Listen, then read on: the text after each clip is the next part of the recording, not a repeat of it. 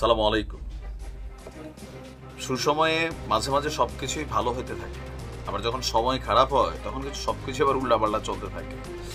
তো আমাদের অন্তর্বর্তী সরকারের আপনার সর্বশেষ 6 মাস নিয়ে নানান বক্তব্য আছে, প্রাপ্তি আছে, অপ্রাপ্তি আছে, আলোচনা আছে, সমালোচনা আছে। বাট 5ই ফেব্রুয়ারির পরে হঠাৎ করে রাজনীতির মাঠ থেকে শুরু করে দেশে বিদেশে ডক্টর ইউনূসের নানান বক্তব্য, নানান কর্মকাণ্ড এই মুহূর্তে আবারও আলোচনায় আসছে। 5ই ফেব্রুয়ারির পরে যা যা ঘটছে, অনেকটা কন্ট্রোলিং চলে আসছে সরকারের অনেক কিছুতে। মানে এতদিন যাবৎ সরকারের অবস্থানটা নিয়ে একটা ভাইব্রেশন ছিল, ইউনূস সরকারের সমর্থন নিয়ে একটা ভাইব্রেশন ছিল, ইন্টারন্যাশনাল লেভেলেও ডক্টর ইউনূস আসলে কি করছেন। এই যে তিনি এত বড় একজন ফেমাস মানুষ, আমরা যারা এতদিন বলতাম বা ভাবতাম যে তিনি আসলে ভাই সারা পৃথিবী থেকে দৌড়াইয়া মানুষ বিনিয়োগ করবে, টাকা পয়সা আসবে, বিশ্বব্যাংক টাকা দিবে, তারপর হচ্ছে নানান কিছু আমরা পাবো, একটা আশা ছিল। মাঝখানে গত 6 মাসে পুরোটা হতাশায় পরিণত হয়ে গেছিল। বাট আস্তে আস্তে প্রেক্ষাপট পরিবর্তিত হতে যাচ্ছে।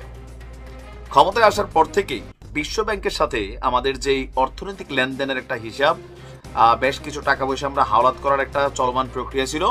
তো সন্দেহ ছিল যে আমরা এই টাকা পয়সাগুলো পাবো কিনা, বা এই ইন্টারিম গভর্নমেন্টকে, যেহেতু একটা পলিটিক্যাল গভর্নমেন্ট না, বিশ্বব্যাংক রিস্ক নিয়ে টাকা পয়সা দিবে কিনা, অথবা এই সংস্কারটাকে বিশ্বব্যাংক কিভাবে দেখছে।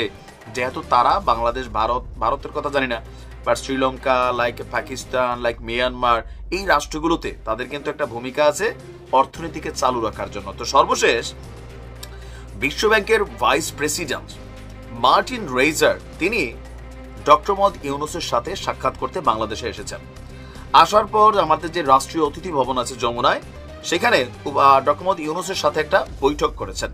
এই বৈঠকে সরকারের অনেক কিছু নিয়ে আপনার আলোচনা হয়েছে। শুধু তিনি একা না, একটা টিম আসছেন। আর সেখানে অন্তর্বর্তী সরকারের গৃহীত যে চলমান সংস্কার কর্মসূচি আছে, সেই সংস্কার কর্মসূচির প্রতি পূর্ণ সমর্থন ব্যক্ত করেছে বিশ্বব্যাংক। ইভেন এই বৈঠকে বিশ্বব্যাংকের অর্থায়নে কর ব্যবস্থা সহ অন্যান্য ক্ষেত্রে ডিজিটাইজেশন পদ্ধতি চালু এবং বিভিন্ন ক্ষেত্রে সুশাসন ও স্বচ্ছতা প্রতিষ্ঠার লক্ষ্যে সংস্কার কর্মসূচি বাস্তবায়নের বিষয় আলোচনায় উঠে আসে। তবে বিশ্বব্যাংকের সব প্রেসক্রিপশন ফলো করতে যাইয়া অনেক ধরনের ঝামেলায়ও পড়ছেন, দরিদ্র মানুষের রোষানোরও কিন্তু পড়ছেন ডক্টর ইউনূসের এই সরকার। কেননা বিশ্বব্যাংক যাদেরকে টাকা দেয় তারা প্রথমে চিন্তা করে হাওলাত্তা টাকাটা কেমনে রিটার্ন আসবে। তো তারা করে কি, অনেক কিছু যেটা রাষ্ট্র ভর্তুকি দেয়, এই ভর্তুকিগুলো কমানোর পরামর্শ দেয়। এরপরে ধরেন ভ্যাট ট্যাক্সের উপর চাপ বাড়াইতে বলে।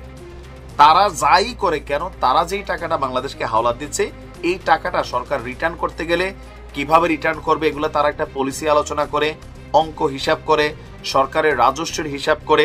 তো সকল কিছু কইরা তো মাঝে মাঝে বলে যে এক কাজ করেন, গ্যাসের ভিতরে দাম বাড়াই দেন, দিছে কিন্তু 19 টাকা, বিদ্যুৎ একটু দাম বাড়াই দেন, দিছে কিন্তু, ভ্যাট ট্যাক্স এত কমাই রাখছেন কেন, আরো বাড়াই দেন, আরো বাড়াই দিছে কিন্তু। তো এগুলাতে হয়েছে কি, বিশ্বব্যাংক খুশি থাকলেও বাংলাদেশের জনগণের প্রান্তিক পর্যায়ে এগুলো নিয়ে কিন্তু নাভিশ্বাস উঠে গেছে দ্রব্যমূল্যের দামের কারণে। বাট তারপরেও বিশ্বব্যাংকের সাপ্লাই চেইনটা ডক্টর ইউনূসের সরকার কিন্তু ঠিক রাখতে পারছে।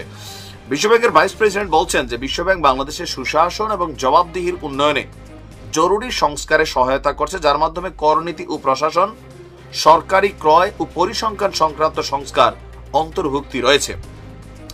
বাংলাদেশের গণতান্ত্রিক উত্তরণ, ভবিষ্যৎ সরকার অন্তর্ভুক্তিমূলক প্রবৃদ্ধির জন্য এই সংস্কারগুলোকে সমর্থন করে গেছে তারা। তাদের বক্তব্য যে এই সংস্কারগুলো জনগণ এবং ব্যবসায়ীদের মধ্যে বাংলাদেশের প্রতিষ্ঠানগুলোর সুশাসন, জবাবদিহির প্রতি আস্থা তৈরি করতে সহায়তা করবে, যা ভবিষ্যতের জন্য কল্যাণকর। এছাড়া আরো বিভিন্ন বক্তব্য দিয়েছেন।